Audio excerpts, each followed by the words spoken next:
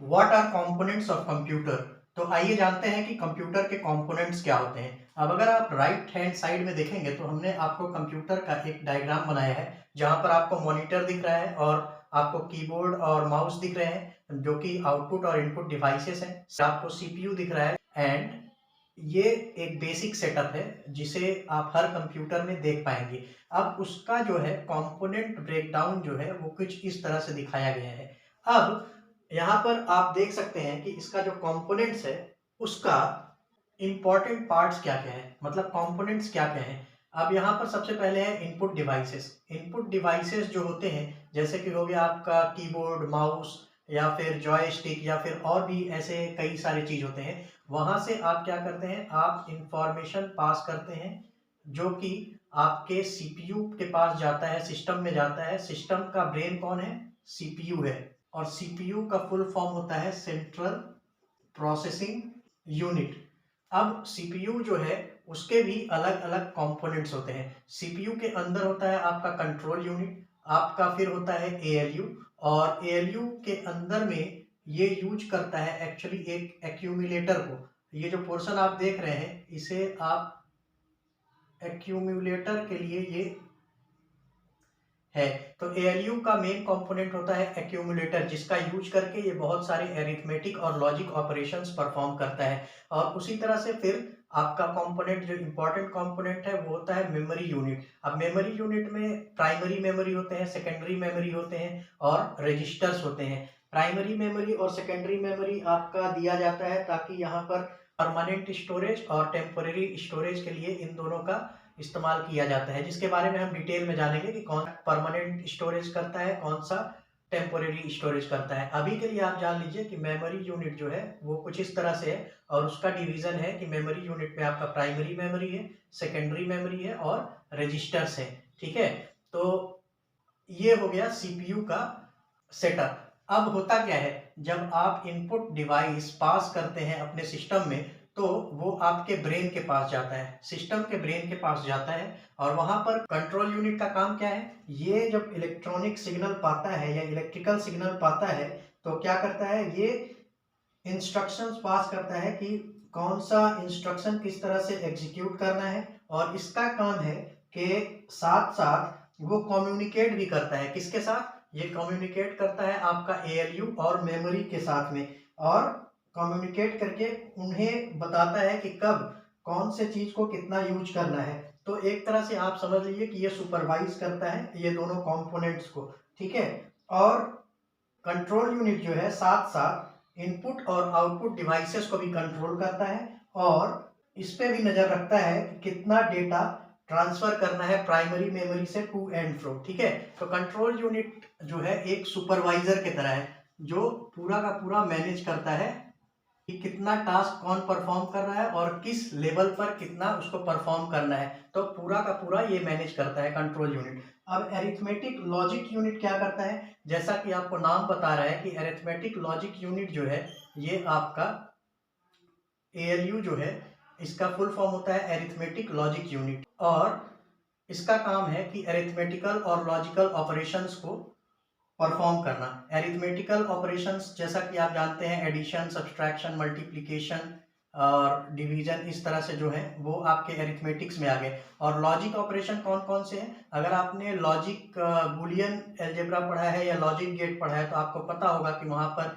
And gate, NOT gate, NAND gate, इस तरह के बहुत सारे ऑपरेशंस, लॉजिकल ऑपरेशंस परफॉर्म होते हैं लॉजिक गेट्स में। तो ये इन दोनों को मैनेज करता है एरिथमेटिक लॉजिक यूनिट। और एरिथमेटिक लॉजिक यूनिट ये सब करने के लिए किसका हेल्प लेता है, ये हेल्प लेता है आपका एक्यूमुलेटर का।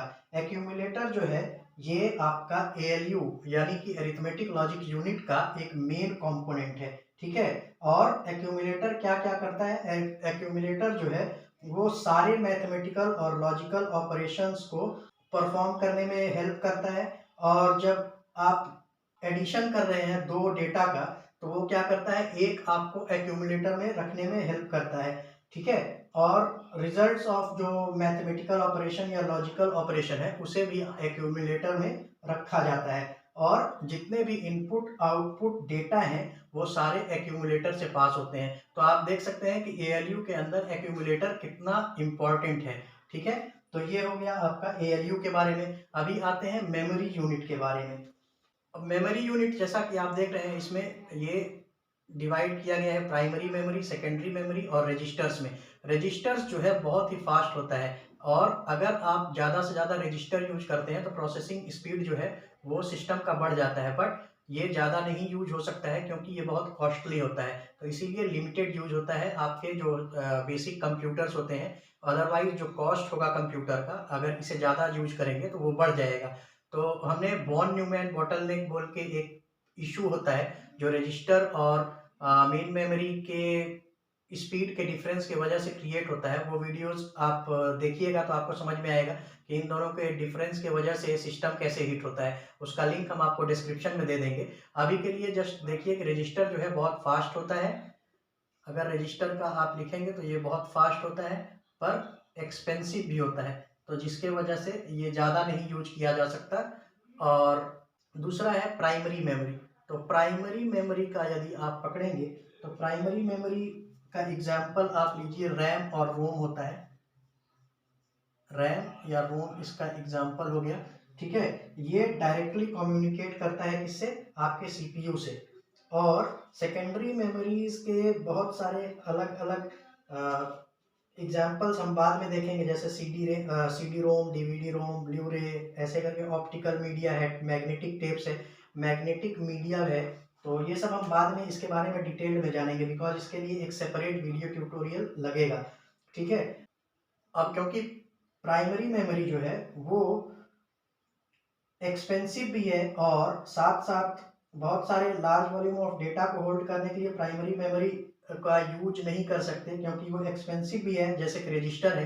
तो उसके लिए एक सेकेंडरी मेमोरी का आपको ऑप्शन मिलता है। सेकेंडरी मेमोरी जब आप यूज करते हैं तो उसमें आप बहुत सारे डेटाज को स्टोर कर सकते हैं। और सेकेंडरी मेमोरी आप क्यों यूज करेंगे? सेकेंडरी मेमोरी आप यूज करेंगे उन डेटा और इंस्ट्रक्शंस को रखने के लिए जिसे आप करेंटली यूज नहीं कर रहे हैं, क्योंकि प्राइमरी मेमोरी जो है वो यूज करेगा वो डेटा और इंस्ट्रक्शंस जो करंट, अगर जो जो भी अभी प्रोग्राम प्रोसेस हो रहा है उसे यूज करने के लिए वो प्राइमरी मेमोरी के का हेल्प लेगा सीपीयू, और प्राइमरी मेमोरी और रजिस्टर का हेल्प लेता है सीपीयू, ये सारे ऑपरेशंस जो हमने बताए थे वो परफॉर्म करने के लिए। तो इसीलिए प्राइमरी मेमोरी जो है वो ऑक्यूपाइड रहता है। तो वो ऑक्यूपाइड रहता है तो जो डेटा या प्रोग्राम्स आप नहीं यूज कर रहे हैं वो आप कहाँ स्टोर कर सकते हैं? सेकेंडरी मेमोरी में। और सेकेंडरी मेमोरी में स्टोर कर देंगे तो आप प्राइमरी मेमोरी को फ्री कर देते हैं ताकि वो ज़्यादा से ज़्यादा यूज में आ सके सीपीयू का जो अरिथमेटिक या लॉजिक ऑपरेशंस जो भी परफॉर्म करना है उसमें। ठीक है, तो इस तरह से आपका इनपुट डिवाइस देते हैं, ये कंट्रोल यूनिट इन सब का यूज करके प्रोसेस करता है आपके डेटा को इनपुट के ऊपर, और फिर प्रोड्यूस करता है आउटपुट, जो कि आपको आउटपुट डिवाइसेस में दिखाया जाता है। अब आउटपुट डिवाइसेस का एग्जांपल हो गया, जैसे एक तो हो गया मॉनिटर ही, ठीक है, और दूसरा आप मान सकते हैं प्रिंटर हो गया, या इसी तरह से जो भी आप आउटपुट्स जो आपको देता है। तो ये हो गए आपके मेजर कंपोनेंट्स ऑफ कंप्यूटर। क्या क्या? आपका इनपुट डिवाइसेस, सीपीयू जो कि ब्रेन है। अब सीपीयू का डिवीजन है कंट्रोल यूनिट, एएलयू। एएलयू का इंपॉर्टेंट पार्ट है एक्यूमुलेटर। और फिर हो गया मेमोरी यूनिट। मेमोरी यूनिट का अपना अलग अलग कंपोनेंट्स है, जैसे primary memory, secondary memory, registers. ठीक है, और फिर आउटपुट डिवाइसेस, और कैसे ये सारे एक दूसरे से लिंक्ड है हमने आपको बता दिया है। तो आशा करते हैं कि आपको कंपोनेंट्स ऑफ कंप्यूटर के बारे में डिटेल में समझ में आ गया होगा, और ये जो आपका सेटअप देख रहे थे उसका ये ब्रेकडाउन है। और आप अगर अपना सिस्टम देखेंगे आपके घर में जो रखा हुआ है तो आप इजीली समझ पाएंगे कि ये कैसे ब्रेकडाउन हुआ है और कैसे काम करता है। तो होप इट हेल्प्स यू, और यदि आपको ये वीडियो अच्छा लगा है तो प्लीज़ प्लीज़ प्लीज़ सब्सक्राइब जरूर कीजिएगा।